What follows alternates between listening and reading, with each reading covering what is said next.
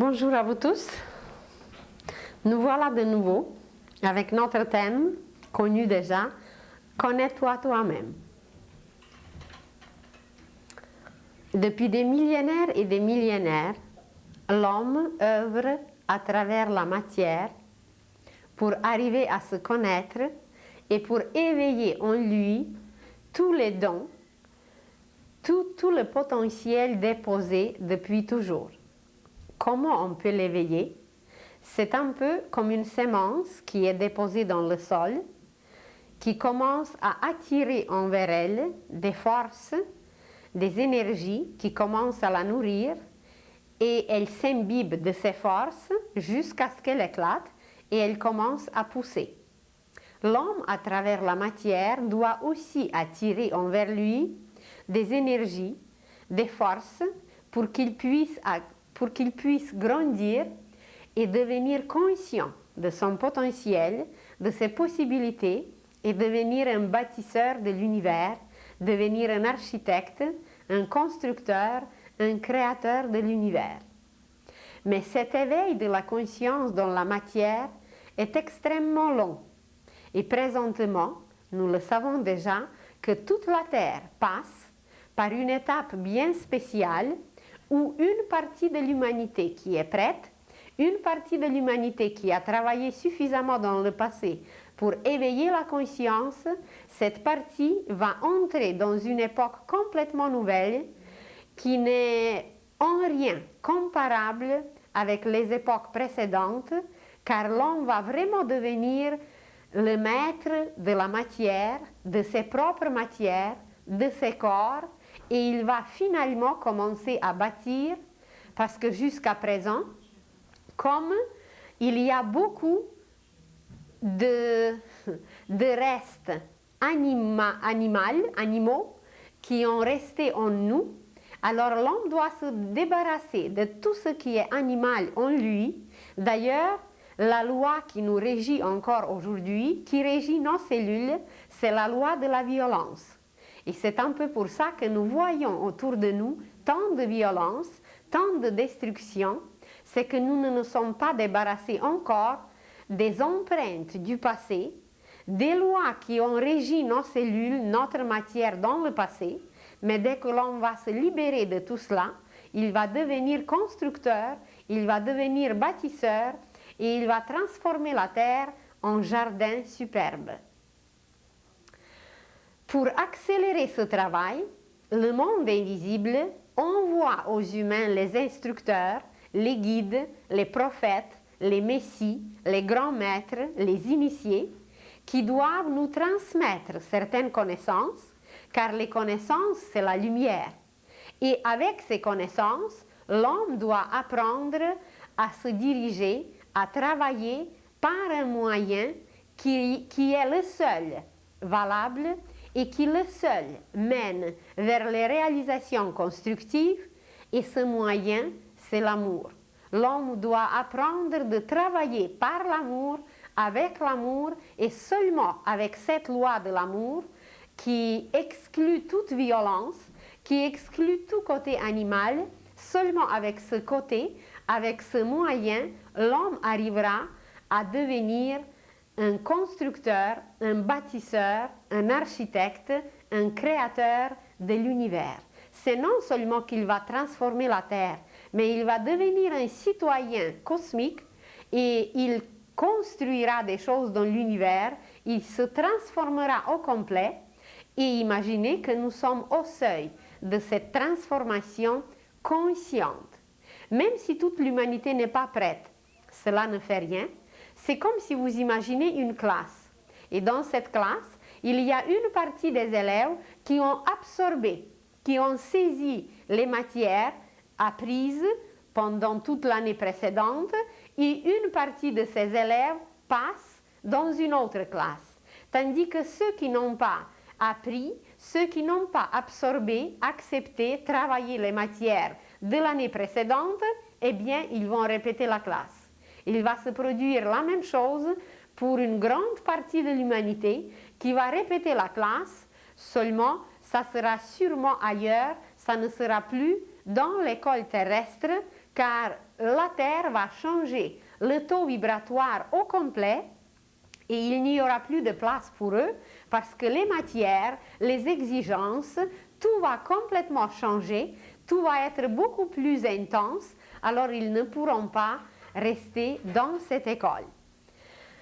Nous nous sommes dit déjà que l'être humain n'est pas composé seulement des os, des muscles, des systèmes circulatoires, respiratoires et nerveux, qu'au-dessus de ces systèmes, il y a d'autres systèmes qui nous composent et l'homme travaille sans cesse avec ces systèmes.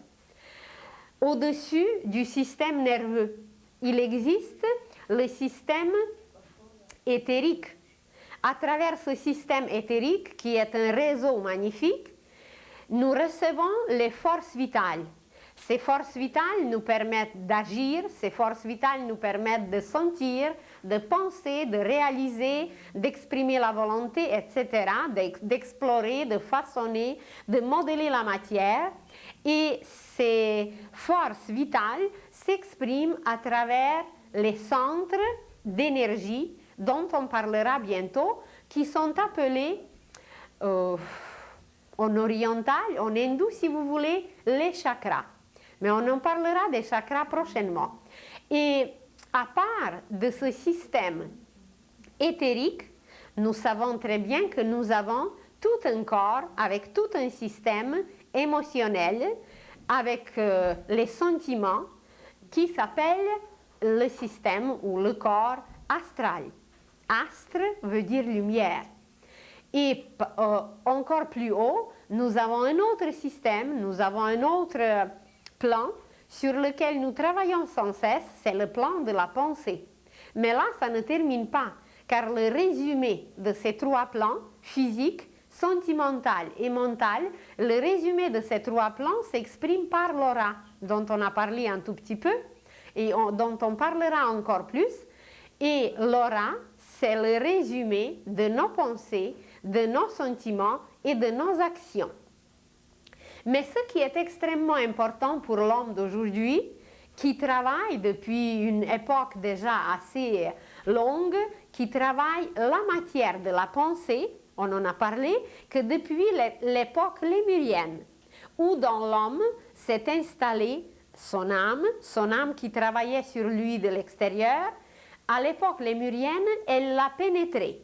Quand l'homme a accompli deux conditions pour que l'âme s'installe en lui, quand il a atteint la position verticale de sa colonne vertébrale et quand son sang a atteint un degré de la température stable. Alors, avec cette température stable du sang et avec la position de la colonne vertébrale, avec la position verticale, l'âme s'est installée en lui.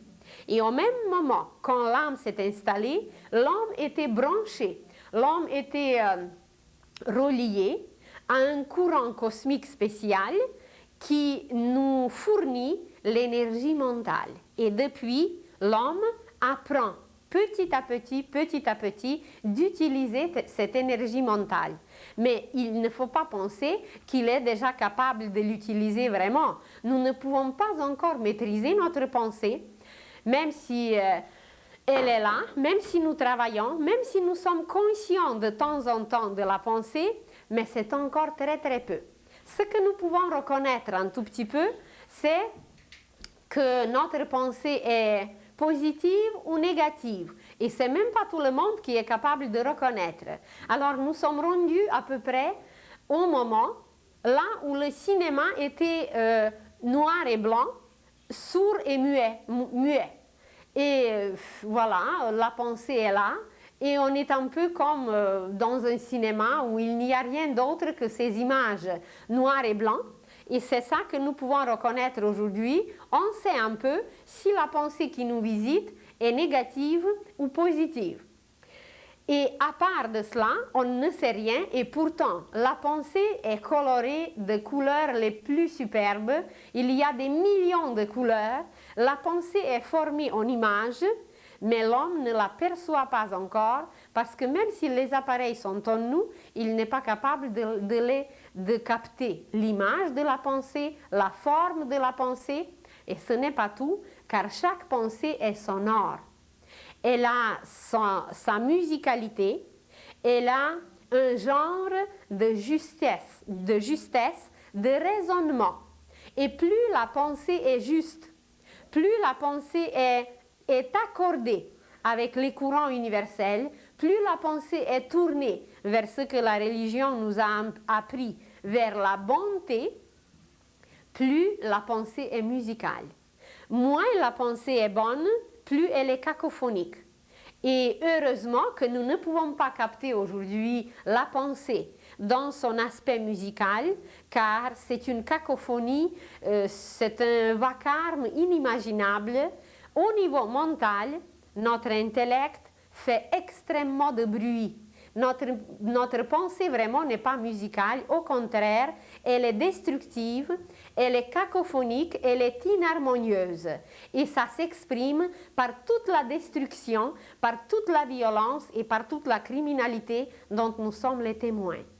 Alors, c'est très bien que l'humanité ne possède pas encore aujourd'hui la clairvoyance au niveau mental ni astral, car nous représentons une telle laideur que ça serait invivable. Et si l'intelligence cosmique ne nous permet pas de percevoir ces choses, c'est qu'il y a des raisons très valables, parce que notre système nerveux ne pourrait pas supporter cette laideur. Quand la pensée se réalise au niveau physique, eh bien, les ondes, les vibrations au niveau physique sont beaucoup plus au ralenti. Et la laideur qui est au niveau mental très grande, la destruction qui est très puissante au niveau physique, eh bien, en ralentissant les ondes, en ralentissant les vibrations, ça devient plus supportable pour notre système, surtout nerveux, pour nos autres systèmes, pour notre système aurique, éthérique, nerveux et d'autres. Et de cette façon, eh bien, même si des leçons sont quelquefois très dures, mais nous pouvons apprendre, nous pouvons nous corriger, nous pouvons travailler mieux en ne voyant pas les vraies causes, les vraies racines de ce qui se produit au niveau physique. Et le but de toutes nos activités, c'est de faire bien les choses. Parce qu'en faisant les choses bien, en préparant tout ce qu'il y a à préparer, nous permettrons à l'âme de se manifester, de s'extérioriser à travers nos réalisations, nos activités, à travers tout ce que nous faisons au niveau physique. Mais avant que ça arrive au niveau physique, c'est dans la pensée que tout est d'abord préparé. Et nous nous sommes dit déjà que l'esprit descend dans la matière pour devenir conscient de tout ce qu'il fait, pour que le potentiel, sa puissance devienne ses propres qualités, pour qu'il soit un constructeur, un créateur conscient. Parce qu'il est conscient du Père, de ses possibilités, de sa créativité, mais il n'est pas conscient de lui-même. Et pour devenir conscient, alors il est dirigé à travers les corps, qui sont les habits, qui sont les outils, qui sont les instruments, les appareils. L'esprit est dirigé vers une activité.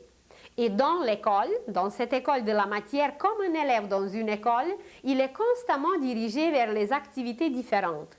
Mais imaginez qu'aucune activité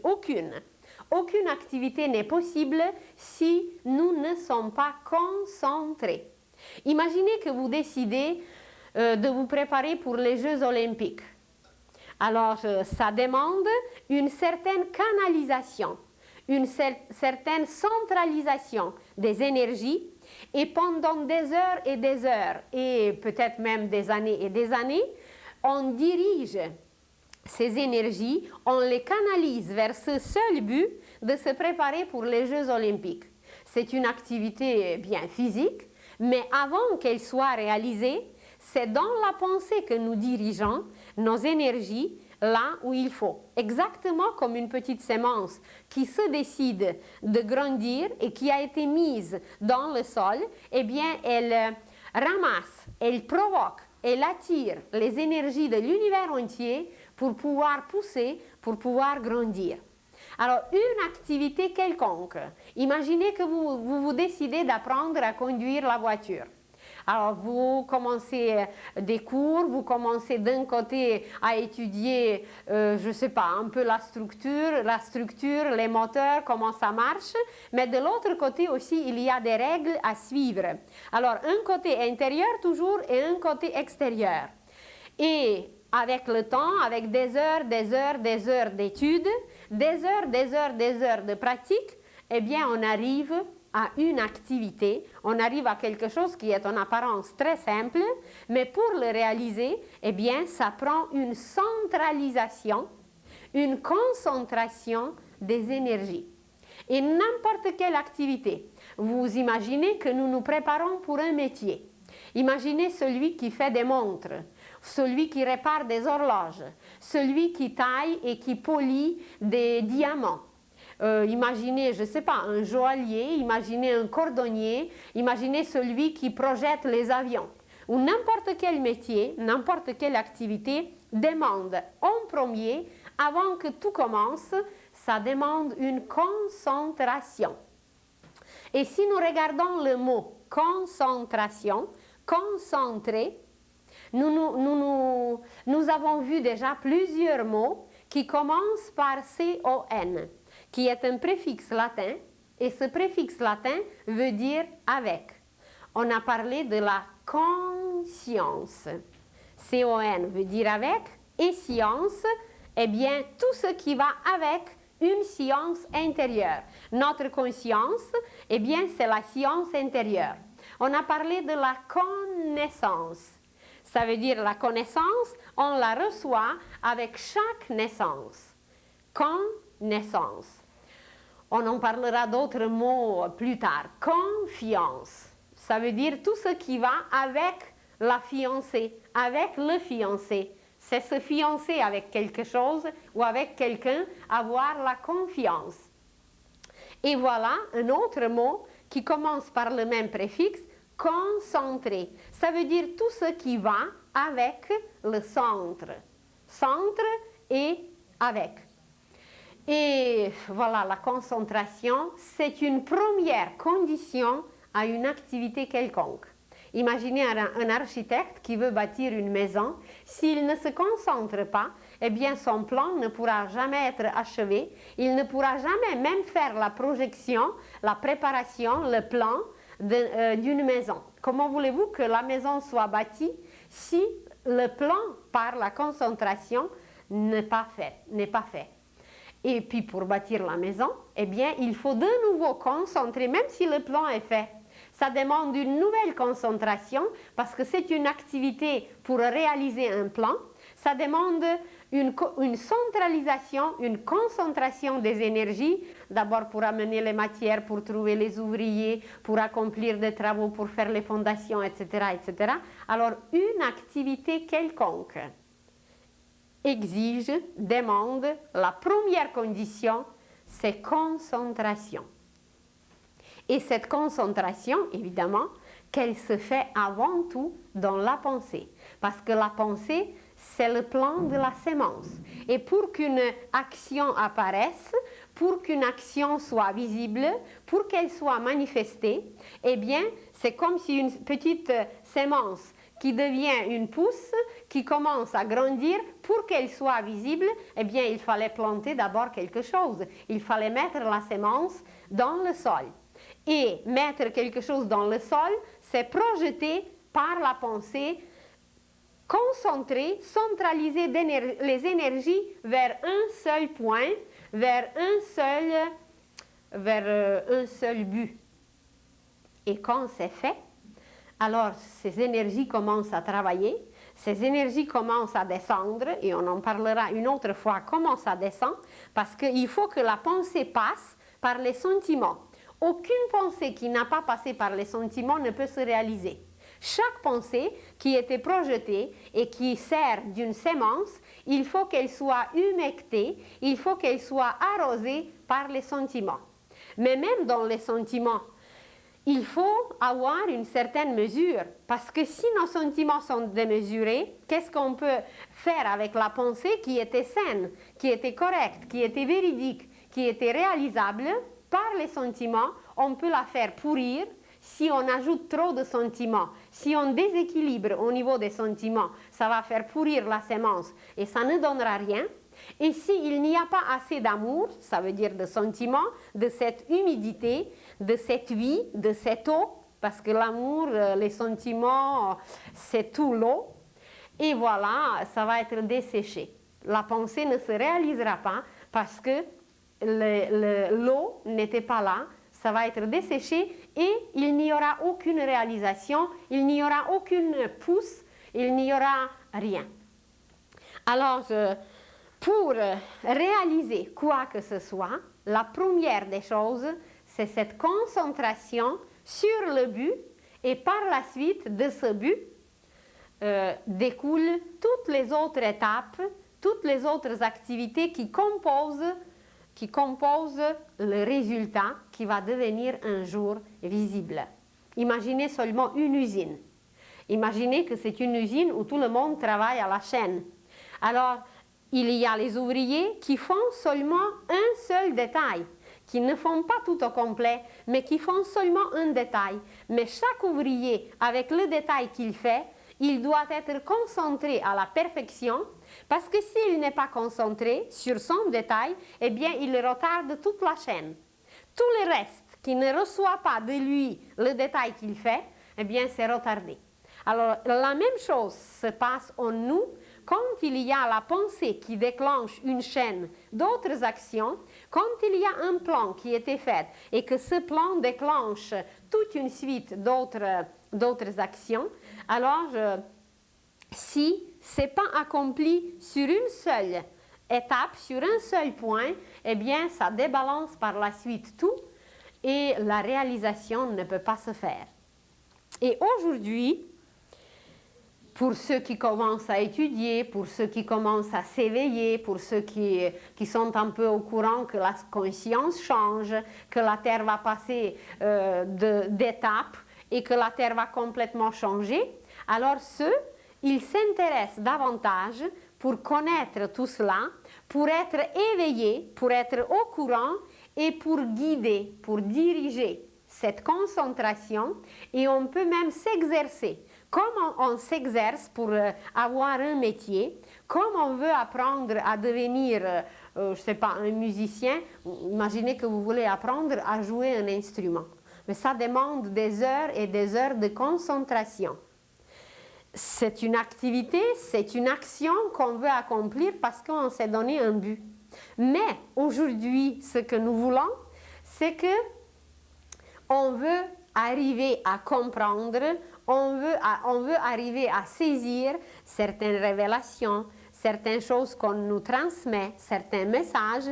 Et pour le faire, nous nous préparons par une concentration, ça veut dire qu'on se concentre non sur d'autres activités, qu'on se concentre non sur quelque chose qui va se réaliser au niveau physique, mais on fait les exercices seulement sur la concentration. Ça veut dire qu'on essaye de guider, de diriger la pensée pour qu'on devienne le maître de la pensée. Et quand l'homme va devenir le maître de sa pensée, bien, il pourra réaliser des merveilles, il pourra exprimer le génie de son âme et il pourra devenir justement le créateur. Mais pour y arriver, la première des conditions, de nouveau, c'est de maîtriser sa pensée, de la guider, qu'il soit lui-même un guide, un maître absolu de la pensée. Et alors, comment arriver à se concentrer? Comment s'exercer? Comment pratiquer cette concentration qui nous permettra de capter les messages de l'âme, qui nous permettra de comprendre des révélations que l'intelligence cosmique nous envoie. C'est cette concentration-là qui nous intéresse aujourd'hui. Ça veut dire une concentration qui va nous guider pas tellement immédiatement vers des réalisations physiques, mais une concentration dirigée vers le haut. Une concentration qui va nous permettre de contacter l'âme et par la suite, évidemment, de réaliser des choses géniales, de réaliser tout ce que l'âme possède parce qu'elle est omniprésente, omnisciente, omnipotente, elle connaît tout. À une certaine époque, j'ai lu 56 volumes sur la vie des génies. Et j'étais surprise que ces génies, la plupart d'eux, contactaient pendant la nuit. Ils voyaient des mondes extraordinaires, ils recevaient les messages, ils étaient obligés de se réveiller la nuit et marquer tout. Mais en réalité, ce qu'ils recevaient, ils recevaient de leur âme. Parce qu'automatiquement, un génie qui travaille sur une invention, un génie qui apporte quelque chose à toute l'humanité, sa concentration est tellement puissante que par son âme, il reçoit tout ce qu'il est capable de transmettre par la suite, parce qu'en réalité, nous ne sommes que des transmetteurs pour l'instant. Nos trois corps en bas, le corps mental, sentimental et physique, ce sont des intermédiaires, des transmetteurs de l'âme, et toutes les richesses, toutes les merveilles que l'âme possède, nous pouvons les réaliser par ces trois moyens. Mais pour capter ces merveilles, pour recevoir ces messages que les génies captent, eh bien, il faut cette concentration au niveau de la pensée, il faut être prêt, il faut être ouvert vers les messages de l'âme et s'exercer un peu. Comme quelqu'un qui veut travailler, je ne sais pas, la mécanique fine, qui veut travailler l'électronique, qui veut travailler, qui veut devenir un joaillier, qui veut devenir, je ne sais pas, quelqu'un qui travaille quelque chose de très minutieux, eh bien, ça prend des heures et des heures et des heures de préparation. Alors, pour qu'on puisse communiquer avec l'âme, imaginez quelqu'un qui essaye de communiquer par des moyens qu'on a au niveau physique, par la radio, par le téléphone ou par d'autres moyens, eh bien, pour connaître les appareils, pour connaître comment ça marche, sans connaître la qualité des ondes. Parce que dans la future communication, on connaîtra aussi les degrés des ondes. Aujourd'hui, bien, on le transmet comme ça, c'est juste l'appareil qui compte, et on ne perçoit pas quelle qualité d'onde. Imaginez que de la télévision, de la radio, il y aura des programmes et des programmes qui disparaîtront au complet parce que le degré des ondes est tellement bas, le degré des ondes est tellement destructif que l'humanité sera choquée à quel point elle se laisse nourrir, à quel point elle se laisse pénétrer par des choses laides, par les ondes destructives. Mais pour l'instant, la science ne possède pas encore ces appareils et nos propres appareils ne sont pas encore développés à un tel point pour percevoir la qualité des ondes. Comme par exemple, on apprendra qu'il y a des ondes qui font tordre le plexus solaire. Et pendant des semaines et des semaines, la personne se sent mal, la personne a même peut avoir des nausées et on ne sait pas d'où ça vient. Eh bien, ça peut venir tout simplement ou d'une émission, ou d'une image, ou d'une musique que la personne a reçue. Mais comme on ne connaît pas la qualité des ondes, alors comment voulez-vous qu'on se protège? Comment voulez-vous qu'on perçoit par quoi on se nourrit? Parce que c'est une nourriture. Toutes sortes d'ondes, c'est une nourriture. Comme une orange, elle a aussi ses ondes. L'orange est entourée des radiations vivantes et plus l'orange est fraîche, plus ses ondes sont vivantes, plus ses ondes sont nutritives. Mais une pièce musicale, elle a aussi ses ondes. Et si c'est une pièce musicale avec des ondes trop basses, et comme on ne sait pas détecter, déchiffrer quelle est la qualité de ces ondes, c'est qu'il y a une pièce musicale qui peut nous détruire et nous mettre complètement à l'envers pour des semaines et même détruire le système nerveux et même détruire le système glandulaire. que les glandes ne fonctionnent pas après bien, et que les glandes travaillent complètement à l'envers, et que voilà les ulcères, et que voilà, ça termine par le cancer. Et où est la cause? Eh bien, la cause est dans les ondes, parce que l'univers entier est composé seulement des ondes. C'est des flambeaux de lumière, de couleurs, évidemment, de degrés différents. Et comme nous ne reconnaissons pas, et comme nous ne sommes pas au courant, on ne sait pas comment ça marche, alors imaginez que vous prenez la nourriture, vous prenez un fruit, mais dans un fruit, il y a une partie qu'on rejette. Vous prenez une banane et vous rejetez la pelure. Vous n'allez pas manger la pelure. Alors, dans les ondes, il y a aussi les ondes pelures qu'il faut rejeter et ne jamais écouter. Mais comme on ne peut pas percevoir, et comme notre clairvoyance, clairaudience et tous ces appareils qu'on a dedans ne sont pas encore en marche, alors qu'est-ce que vous voulez? On se laisse détruire et on mange la pelure. Et on mange des choses inimaginables qui détruisent nos systèmes, qui détruisent nos organes. Et quel est le résultat? Eh bien, c'est toutes ces maladies et toutes ces crises et tous ces déséquilibres que nous voyons à l'extérieur.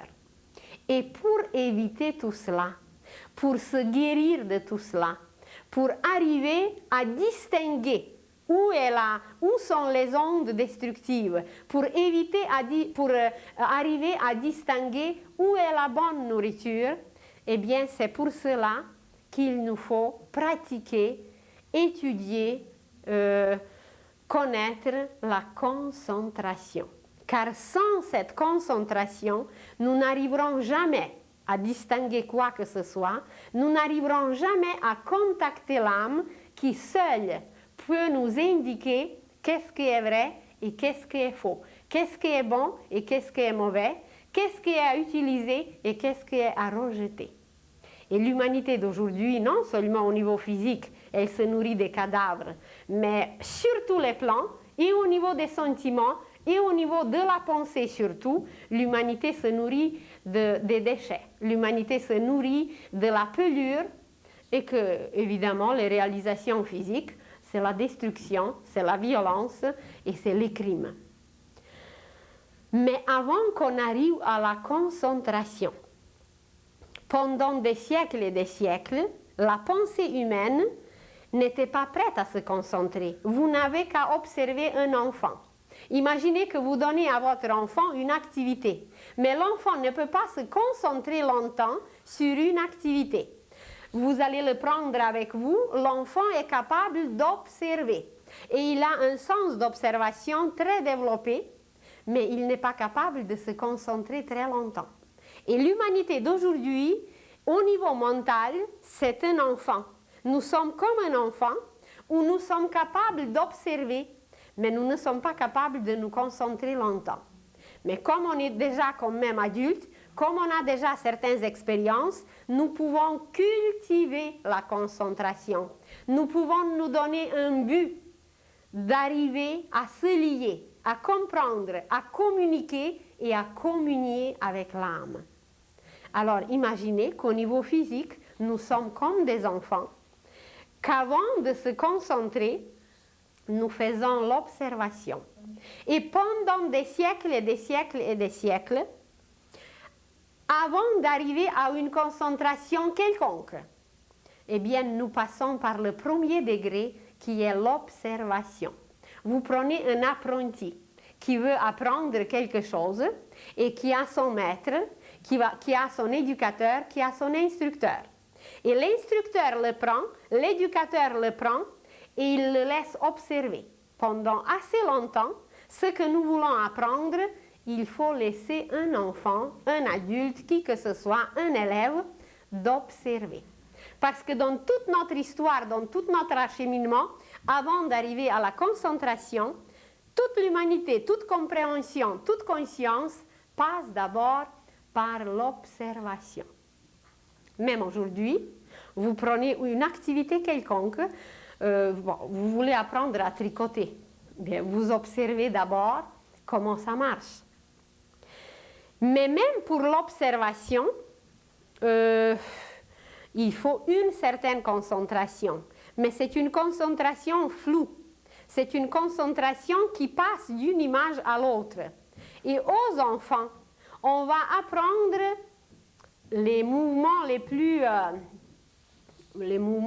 généraux, les actions les plus faciles, les actions les plus légères. On va apprendre par une observation constante mais imagée.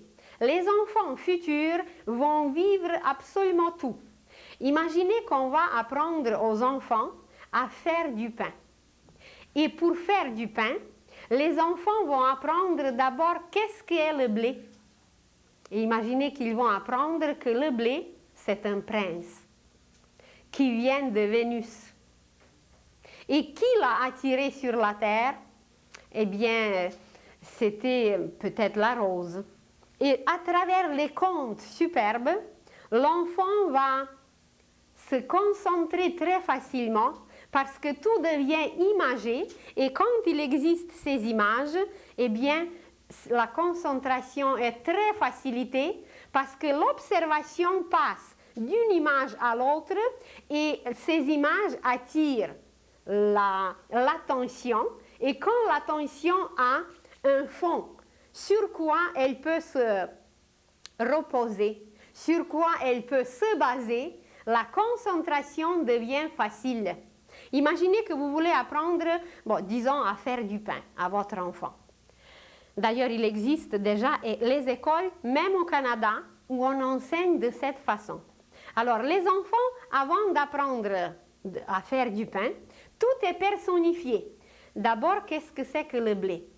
Alors, imaginez que c'est un prince. Et il y a toute une histoire derrière, comment ce prince est arrivé sur la terre, et qu'est-ce qu'il fait, et quel est son but, et pourquoi il va au moulin, et pourquoi, je ne sais pas, peut-être les grains de blé, ce sont des lettres qu'il a écrites. Imaginez que le prince a écrit beaucoup de lettres. Et dans chaque petite grain, il y a un dessin. On ne connaît pas qu'est-ce qu'il est caché dans ce dessin, mais que ces petites graines, ce sont des lettres. Et que voilà, c'est envoyé au moulin pour que ça soit lu. Et que voilà, le message est transmis après dans les sacs de farine. C'est le message qui est envoyé et qu'il faut maintenant déchiffrer le message. Mais pour déchiffrer le message, il faut ajouter l'eau. Pour déchiffrer le message, il faut ajouter d'autres ingrédients. Et de cette façon, le pain va devenir quelque chose de vivant avec quoi on peut communier, et le pain, eh bien, le pain va nous transmettre le message. Et quel est le message? Bien, pour les adultes, c'est que c'est la chair du Christ. Et qu'est-ce que c'est la chair du Christ? Bien, c'est les réalisations d'amour. Et le pain, c'est la seule nourriture qu'on peut manger 3 fois par jour et on n'est jamais rassasié qu'on ne puisse manger demain. Et tous les jours dans la prière, nous demandons le pain quotidien. Alors pourquoi il est comme ça? Il y a d'autres messages cachés dans le pain. Et pourquoi il y a la croûte, la mie, et où est-ce qu'il y a le 3e élément? Parce qu'on s'est dit déjà que tout est composé de 3 éléments. Partout, il doit être l'esprit, l'âme et le corps. Alors, il y a la croûte, il y a la mie. Et où est-ce qu'il y a le 3e élément? Eh bien, c'est les petits trous remplis d'air, et l'air est rempli des images, et c'est à travers cet air qui se trouve dans le pain, qui a fait lever le pain, qu'il y a des messages les plus extraordinaires que le prince nous transmet. Alors, quand de cette façon l'enfant est dirigé pour manger du pain, eh bien, je vous assure que tout ce qu'il va manger, l'effet sera complètement différent, et ce pain que les enfants vont manger ainsi, eh bien, il va nourrir des génies futurs. Maintenant, le lait. Les enfants qui boivent du lait. On ne sait pas qu'est-ce que c'est le lait, pourquoi il est blanc, d'où le lait vient, comment il était fait. Bon, alors c'est la vache qui donne du lait, c'est tout. Mais il y a beaucoup d'autres choses cachées dans le lait et qu'on ne connaît pas. Pourquoi on dit la voie lactée?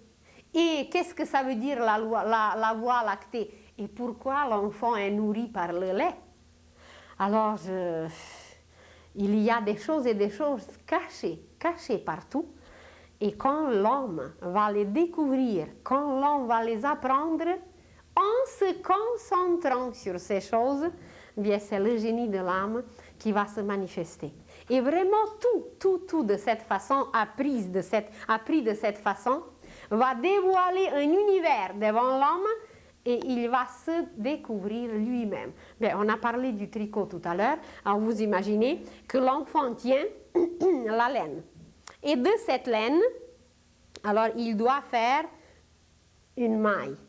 Et la maille, imaginez que c'est une cage. Il prépare une cage pour un oiseau. Et que voilà, dans cette cage, il met l'oiseau. Et quand il faut passer l'aiguille à travers la maille, eh bien, c'est qu'il entre dans la cage. Et que voilà, il entre dans la cage, pourquoi? Pour apporter la nourriture à l'oiseau. Et il ajoute la laine sur l'aiguille. C'est la nourriture, la laine qui va nourrir le tricot.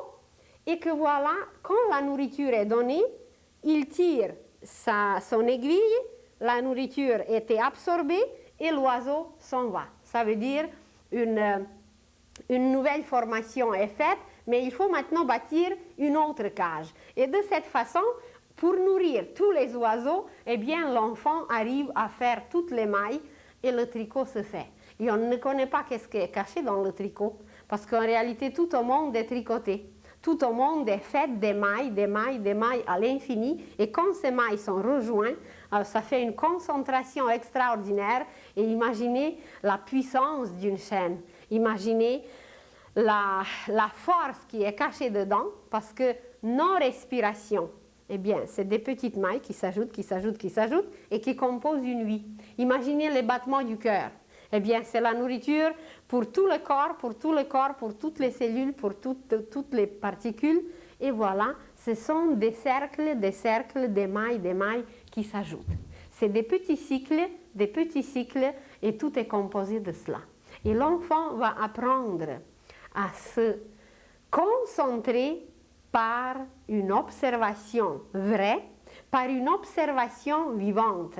Nous, bien, ce n'était pas peut-être toujours le cas, mais même les adultes, ceux qui entreront dans une école divine, pour apprendre à se concentrer, ils vont d'abord observer, mais observer quelque chose de vivant.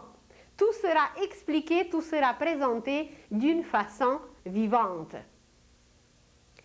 Et alors, le premier degré pour arriver à la concentration, c'est l'observation. Ceux qui veulent se concentrer, ceux qui veulent travailler sur la concentration, doivent apprendre à observer. Imaginez que vous avez vu quelqu'un et on vous demande par la suite de le décrire et vous ne pouvez rien dire. Vous avez vu la personne, vous lui avez regardé dans les yeux, bien, vous avez l'impression que vous l'avez vu, mais quand on vous demande de donner des détails, des précisions, vous ne pouvez donner aucun détail. Vous ne savez pas de quelle couleur étaient ses yeux, de quelle forme était son nez, comment la personne était habillée, quelles étaient ses oreilles, quels étaient ses ongles, est-ce qu'il était propre ou sale, de quelle longueur, de quelle forme étaient ses mains. D'ailleurs, comment voulez-vous qu'on étudie, qu'on ne sait pas qu'est-ce qui est caché où? On ne sait pas qu'est-ce qui est caché dans les yeux, d'ailleurs on en parlera bientôt. Qu'est-ce que représentent les oreilles? Qu'est-ce que représente la bouche? Si on savait seulement que dans toute chose qui se présente devant nos yeux est caché un univers. Nous nous regardons tous les matins dans le miroir.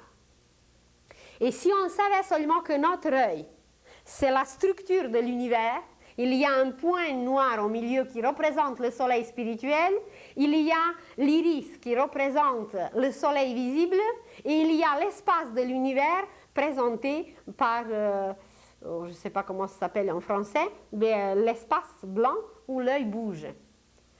Alors, et en plus, le point, la pupille, elle fait tout un travail parce qu'elle peut se dilater ou contracter. Et nous parlerons un jour de l'œil et vous allez voir quelle merveille se trouve dans l'œil. Alors, imaginez que seulement devant nos yeux, chaque matin, est présentée la structure de l'univers. En se regardant dans le miroir, nous voyons à travers nos yeux la structure de l'univers. Mais ce n'est pas tout. Il y a maintenant une nouvelle science qui s'appelle l'iridologie. Et dans cette iridologie est étudié l'iris de l'œil de chaque personne. Et sur l'iris, il y a des points qui correspondent avec tout le corps de l'homme. Il y a un tel point qui décrit quel est l'état des glandes sexuelles, un autre point décrit l'état des reins, un autre point décrit dans quel état sont les pieds, un autre point le foie, les poumons, le cœur, le cerveau et tout ce que vous voulez. Imaginez, seulement sur l'iris, le corps humain est concentré parce que c'est le système solaire. Avec le soleil présenté bien, par tous ces rayons qui se trouvent dans notre œil. Alors, on ne sait pas s'observer l'œil, la structure de l'univers. Mais dans cette structure de l'univers, il y a la lumière. Et la lumière, elle est où? Eh bien, on se regarde de nouveau dans le miroir. Eh bien, c'est le sourire. D'abord, c'est l'expression de nos yeux. Mais le sourire, c'est quelque chose que les reins inférieurs ne possèdent pas. Le chien, l'éléphant, vous allez dire, oui, il y a des chiens qui sourient. Peut-être, mais ce n'est pas vraiment encore le sourire parce que les animaux ne sont pas liés au plan mental. Ils ne captent pas encore la pensée. C'est juste les instincts, c'est juste les sentiments. Le chien peut exprimer sa joie, mais ce n'est pas encore la même chose que chez l'homme. L'homme est le premier qui peut utiliser cette lumière et la transmettre gratuitement. Imaginez que le sourire ne coûte absolument rien. On peut le transmettre parce que par le sourire, on transmet la lumière. La lumière qui remplit l'univers entier. Mais qui a étudié le sourire? On a commencé un tout petit peu à étudier la lumière à travers Einstein. Et même on va découvrir qu'Einstein, que tous ses calculs étaient quand même merveilleux, mais que c'était trop temporaire parce que il y a beaucoup de choses à corriger parce que la lumière la plus intense, la plus grande, la plus rapide, c'est la pensée. Imaginez qu'il y a une pensée qui vous traverse et que cette pensée, vous l'exprimez par le sourire. Vous n'avez rien dit, absolument rien. Personne ne sait, personne ne connaît votre pensée, mais voilà, le sourire est là et vous exprimez une lumière. Parce que par le sourire s'exprime la lumière. Alors vous vous regardez dans le miroir et souriez à vous-même. Faites effort, vous êtes dans un état déplorable, je ne sais pas, il y a quelque chose, plusieurs factures qui vous sont arrivées à payer, des choses un peu désagréables, mais allez devant le miroir et souriez à vous-même. Faites sortir un tout petit peu de lumière qu'on capte de l'univers, qu'on a emmagasinée en nous, mais qu'on la garde. Comment voulez-vous transmettre aux autres des belles choses, sourire aux autres, les chauffer, si on n'est pas capable à s'arranger, à corriger, à mettre dans un état valable des choses en nous-mêmes? Comment voulez-vous aller faire des grandes études maintenant, de se concentrer sur quoi que ce soit, si on n'est pas capable d'arriver à arranger les choses en nous-mêmes et à être lié à ces puissances qu'on a, auxquelles on a l'accès si on n'est pas capable d'arranger en nous-mêmes. Alors, ce sont les choses extrêmement simples. Ce sont les choses qui demandent très peu d'attention et très peu de connaissances. Mais c'est juste de le savoir. Alors, avant de parler sur des grandes concentrations, avant de parler sur des grands mystères de la pensée, avant de parler comment on va devenir un constructeur de l'univers, les choses les plus accessibles, les plus simples. D'accord, il y a des pensées noires qui nous visitent, des pensées négatives. Mais seulement par un sourire, on peut faire effacer, on peut chasser, on peut faire disparaître tous ces états. Parce que si ces états sont dedans, si ces états sont présents, aucune concentration n'est valable et aucune étude n'est possible. Alors, peut-être ça aurait été mieux de parler d'un sourire, de parler d'une observation et d'apprendre à s'observer. Avant d'observer quoi que ce soit, un étudiant, un élève qui veut entrer dans une école divine et apprendre les mystères de l'univers, il apprend à s'observer. Alors, c'est non seulement l'observation qu'un enfant fait, c'est non seulement savoir observer pour relier toutes les mailles de la vie, mais avant cela, avant de pouvoir observer quoi que ce soit, il faut savoir s'observer nous-mêmes. Parce que comment voulez-vous qu'on observe d'autres choses si nous sommes dans un état négatif, déplorable, violent, agressif, etc. Alors de s'observer nous-mêmes. Notre visage, c'est une carte d'identité. Et sur cette carte d'identité, tout est écrit. Il y a un maître, un initié, un clairvoyant qui se promènent de temps en temps. On ne les connaît pas, mais ils sont là. Ils nous observent. Visibles et invisibles, ils nous observent. Et puis, ils voient d'un visage sortir une lumière. Et cette lumière, pourquoi elle est sur le visage? Parce qu'elle est d'abord dans le plexus solaire. La première chose qui trahit notre état, c'est la lumière qui sort du plexus solaire. Avant d'observer quoi que ce soit, avant de se concentrer sur quoi que ce soit, avant de commencer une étude quelconque, c'est cet état intérieur qui compte. Alors, avant de parler de la concentration, de la méditation, d'observation, d'identification, de contemplation, il y a des degrés à étudier, c'est dans quel état nous sommes. Et quand nous sommes capables de constater dans quel état nous sommes, eh bien, c'est là, à arranger, à harmoniser, à bien placer les choses en nous-mêmes qui vont nous exempter des maladies, des crises, des états déplorables, et c'est seulement dans un état harmonieux, dans un état d'une santé sur tous les plans, qu'une étude quelconque est possible. Et même tout ce dont on parle, si nous sommes intérieurement, ce qu'on dit aujourd'hui, dérangés, si nous sommes intérieurement inharmonieux, même si vous écoutez à la journée longue des plus belles conférences, des plus belles choses, même si vous regardez des plus belles images au monde, il n'y aura rien qui va vraiment nous rester parce que nous ne serons pas capables d'apprécier. Évidemment, ça va s'enregistrer quelque part, mais sans qu'on le goûte, sans qu'on le déguste, et comme on ne peut pas déguster, eh bien le résultat ne sera pas fameux. Parce que vraiment observer, c'est déguster. C'est de prendre, mais dans le bon sens du mot, comme une matière constructive, comme une matière à utiliser. C'est ça la vraie observation. Et si nous-mêmes, nous voulons devenir constructeurs, alors la première des choses, c'est savoir dans quel état nous sommes, c'est de s'observer. Eh bien, la première des choses à observer, on ne peut pas observer notre cœur, on ne peut pas observer comment nos poumons respirent ce matin. Peut-être notre respiration est un peu trop rapide, parce qu'il y a certains visiteurs qui nous ont visités, il y a certaines choses qui nous ont dérangés, et puis on respire un peu plus rapidement, mais on ne se rend pas compte tout de suite. Mais ça s'exprime immédiatement sur le visage parce que le plexus a été dérangé. Et dès que le plexus est dérangé, immédiatement les muscles du visage changent.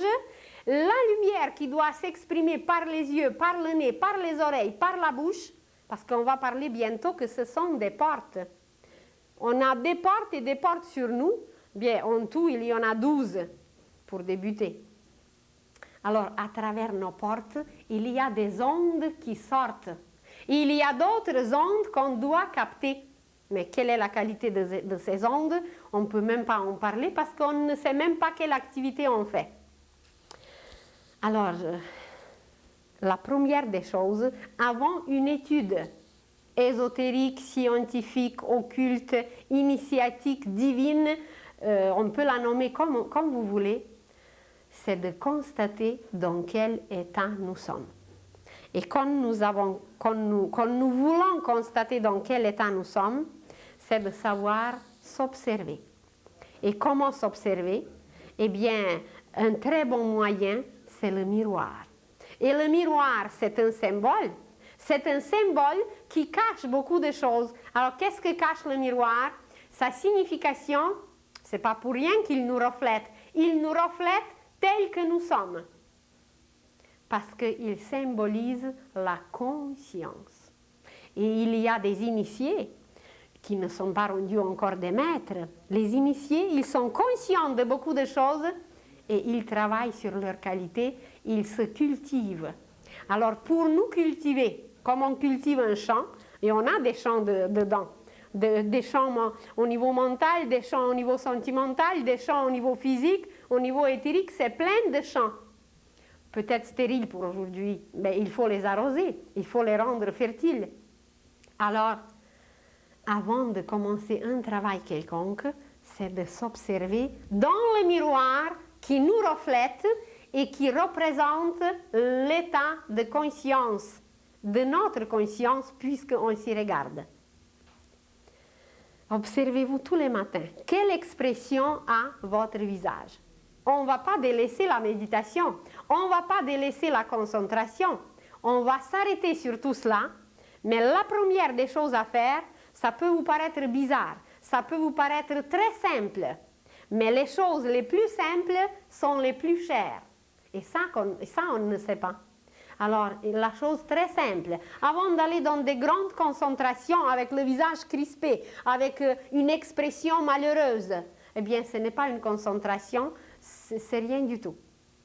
Il faut arriver à la concentration et même à l'observation dans un état harmonieux, dans un état correct, dans un état où tout circule bien. Parce que si on ne commence pas le travail ainsi, le travail est raté avant tout. Qu'est-ce que ça veut dire d'arranger notre intérieur? C'est d'harmoniser un instrument, d'accorder un instrument. Comment voulez-vous qu'on donne le concert si l'instrument n'est pas accordé? Vous avez participé au concert, eh bien, si l'instrument n'est pas accordé, le travail ne peut pas se faire. Alors la première des choses, c'est d'accorder notre propre instrument. Alors bientôt, la semaine prochaine, nous allons continuer sur la concentration, mais commencez à vous observer dans un miroir.